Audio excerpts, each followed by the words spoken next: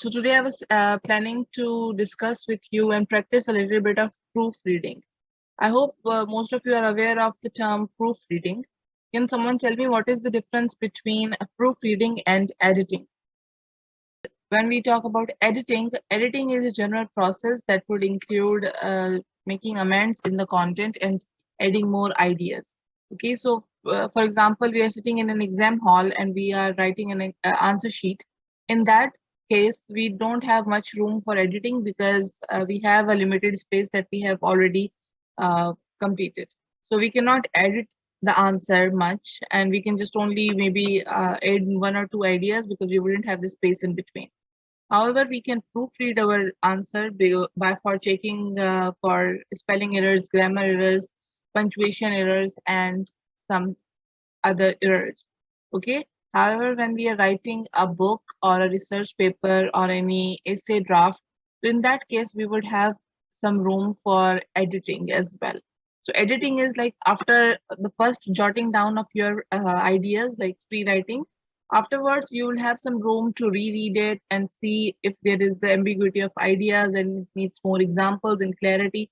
So that is where you need editing. So right now we are going to talk about proofreading in particular for where we would have some text and we would proofread it for any errors. Proofreading is very important for flawless writing. And I chose this topic in particular if you have seen the outline because I was checking the exam papers and I think there is still some room for proofreading because most of the students, they just write it once and they do not look for mistakes that they might be making. So it's very important that we proofread our documents or our writing draft for any errors. All right, so we are going to discuss 7 effective ways to proofread writing. I would not go in theory in much detail, but it's just for an idea to understand how we can effectively proofread. Okay, so first and the foremost thing is that we cannot rely on spelling and grammar checkers only. Since it is very limited resource, by spelling and grammar checkers, we mean, have you heard of the software Grammarly? Okay, very good, Harmeen. So there are so many softwares like Grammarly that help us to automatically check our draft for any errors.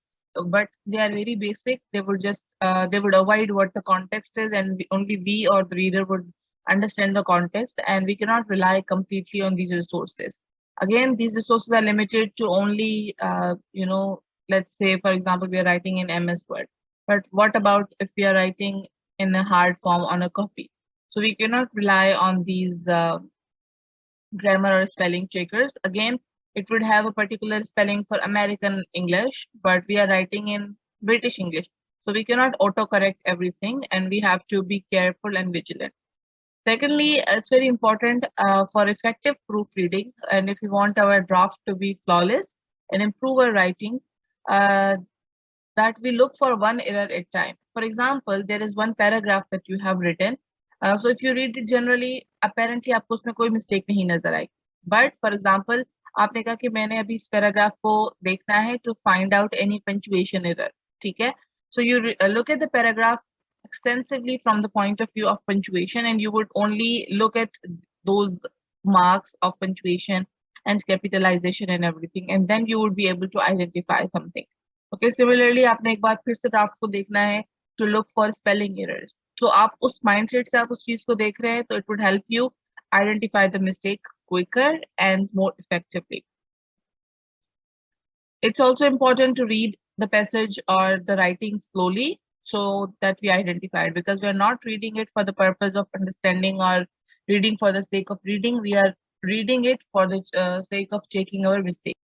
Then we can divide our writing into small sections. For example, we just cover one section at a time and then we move to next section, because at a time अगर हम लोग सारा एक साथ देखेंगे तो it is more likely that we ignore the mistakes once again. We can highlight the punctuation marks that are incorrectly used or that are missing. Okay. Another effective technique is we can read the writing backwards. It's important because whenever we are proofreading, we can read. अगर हम लोग उसी direction में पढ़ रहे हैं जिसमें हमने लिखा हुआ है, so it's more likely that we are reading only for the purpose of meaning, and it's the same thing that is going in our mind. But when we are reading it backwards, then our mind is more prone to identify the mistakes, especially spelling mistakes, because that is how you can concentrate on each word individually or in isolation. So that would help us identify the mistakes. Then we can note the error that we make on frequent basis. This is very important because all of us, all of the students, not only you students, but everyone around the world who is not native speaker of language, they would have some weaknesses and some strengths. All right. For example, when I am writing, my grammar might be good, but my spelling could be problematic. Similarly, other people, they would have a flawless spelling, लेकिन उनकी punctuation में मसला आ रहा होगा. ठीक है. Other people who are very careful about punctuation, they might make very basic grammar errors. So it's very important to realize where you lack. So whenever you're reading your own draft, you can look for that particular mistake in particular, and you consciously avoid that. All right. So I hope it's clear. This is how we can actually effectively proofread. Now, for a practice paragraph, here is one small paragraph that I would like to share with you. Okay, so look at the screen. I hope the screen is visible. Read this paragraph and identify the mistake. Or in simple words, proofread this paragraph. And when you identify any mistake, send me in the direct message to me. Do not send to everyone. Send it only to me so everyone can do their own work.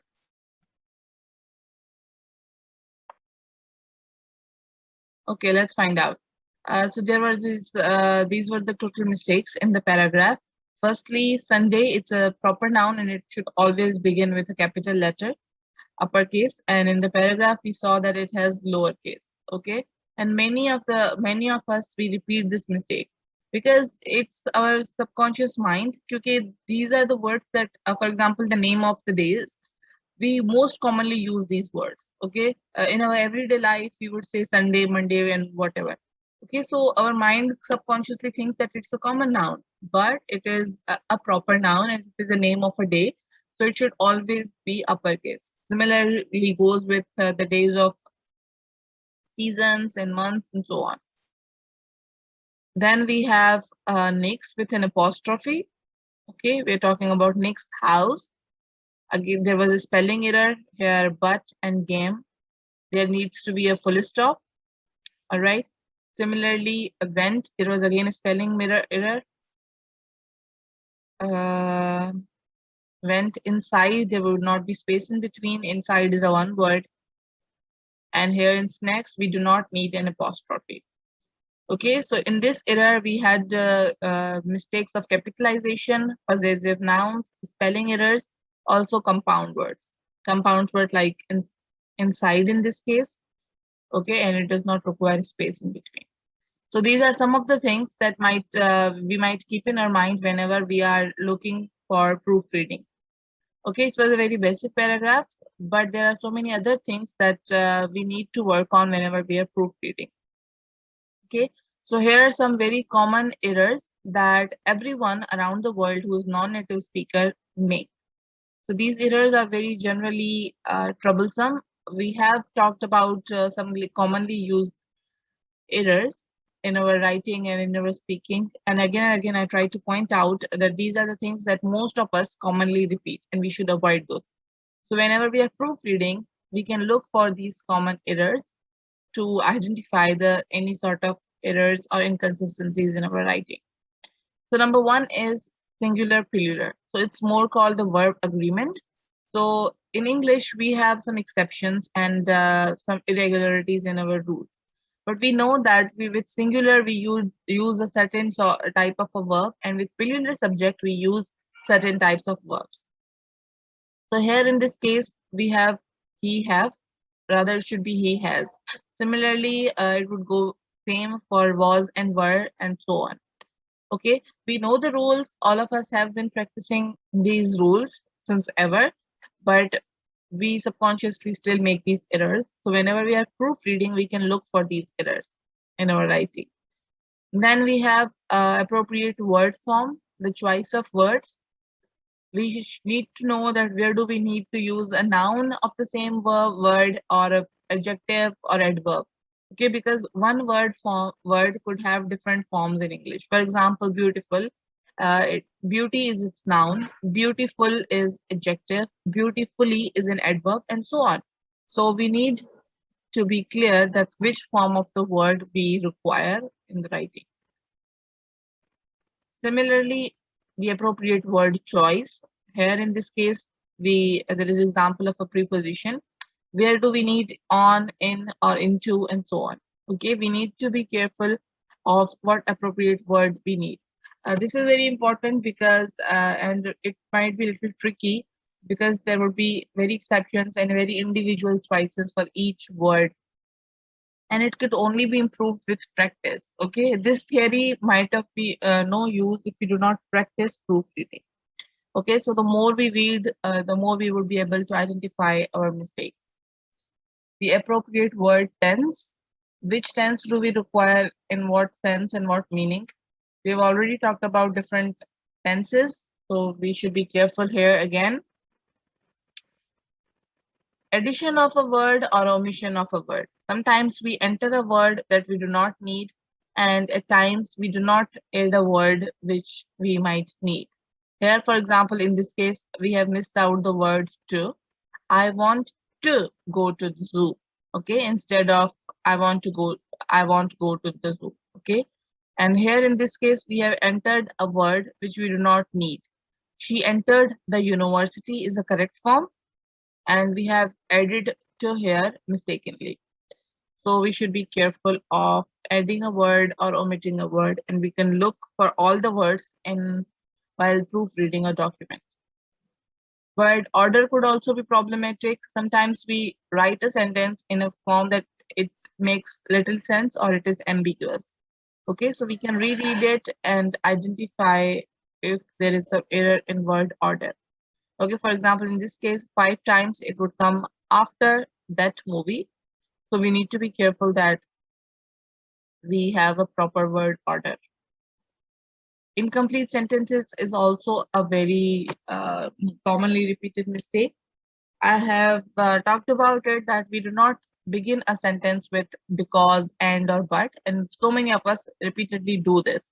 Okay, because this is a conjunction and it is used to combine or join two phrases.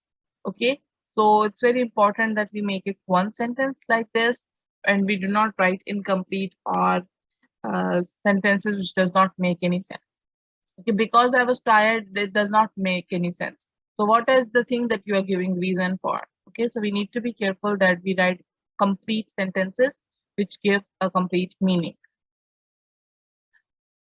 We already talked about spelling errors, punctuation errors, capitalization errors. These are the very basic things that we need to look for whenever we are proofreading.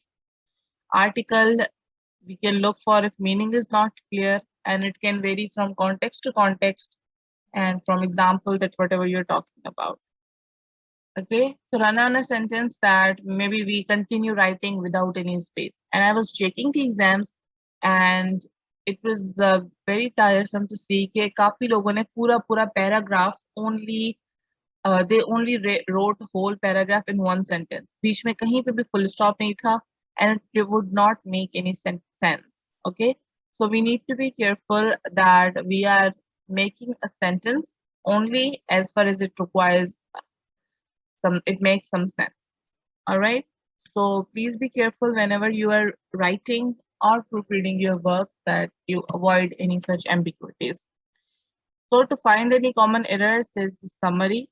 Okay, I'll share this document with you. You can read it in detail and practice more and look for all these mistakes. Here we have all these things they are explained in detail, especially punctuation marks and spelling. This is some another document regarding subject-verb agreement, because I think this is very important to realize how often we repeat these mistakes, because there are so many irregularities. So we need to be careful of the appropriate subject-verb agreement. Enjoy. I'll share this document. You can read it. And I know that we all know the rules. Okay. So you can just go through this document and note down all these things which we need to be careful about. Now look at this paragraph here and identify any mistakes.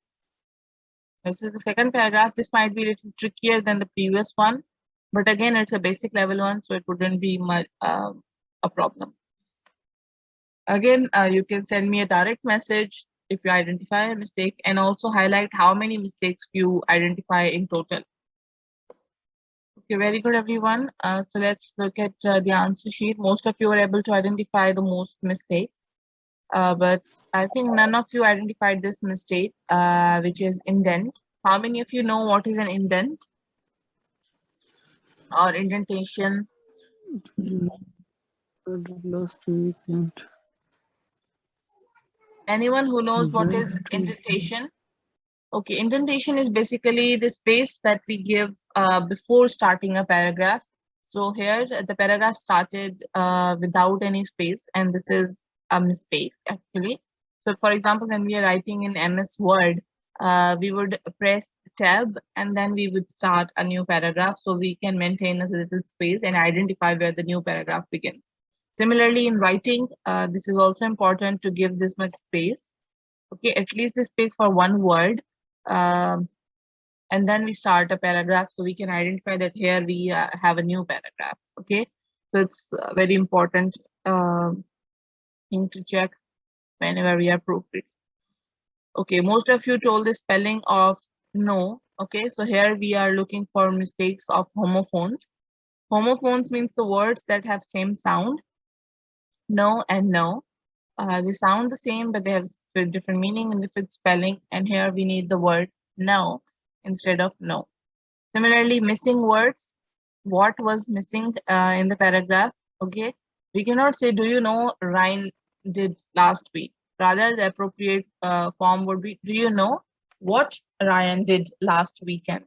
And then we'll have a question mark. Okay, there is, we also need to keep in mind that we are writing about the week last weekend. Therefore, the paragraph would be in past tense. So we have some mistakes including collected and went. It would not be goes, it would rather be went because we are writing in the past form. Similarly, build, it's an irregular verb form. Okay, instead of builded, we would write built. We have a full stop error. We also would need the has would be converted into had. So this is the error of verb tenses. Okay, and verb tenses are very important to understand. That we are writing in a past tense, entire paragraph would maintain the same tense. I hope it's clear. If you have any questions, please ask, then we can move forward. So now there's another paragraph. This is comparatively a little longer and little advanced than the previous ones. So read this paragraph. You identify any errors.